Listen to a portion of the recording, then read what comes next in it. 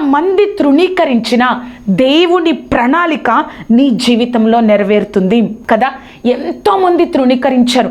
యోసేపు జీవితాన్ని ఒకసారి చూద్దాం. వారు అన్నదమ్ములు తృణీకరించారు. ఆ యొక్క యోసేపును బానిసగా వేరే దేశంలో అమ్మివేశారు. అతనికి అక్కడ ఎవరున్నారు, ఏమీ లేదు, ఒక బానిసగా ఉన్నారు. ఎంతమంది తృణీకరించినా కూడా చెయ్యని తప్పుకి జైల్లో ఉండవలసి వచ్చింది. అలా ఎంత ఒక్కొక్క స్థితిలో ఒక్కొక్కసారి పరిస్థితి ఇంకా దిగజారిపోయినా కూడా ప్రతి ఒక్క స్థితిలో దేవుడు యోసేపు జీవితంలో తన ప్రణాళికను నెరవేరుస్తూనే ఉన్నారు. ఆ యొక్క రాజుకి కల రాగానే యోసేపును బయటకు తీసుకొచ్చి ఆ కళ యొక్క అర్థం యోసేపు ద్వారా దేవుడు రాజుకు తెలియచేసిన తర్వాత రాజు ఒక మాట అంటాడండి, ఇటువంటి దేవుని ఆత్మ కలిగిన వ్యక్తిని మనము కనుగొనగలమా?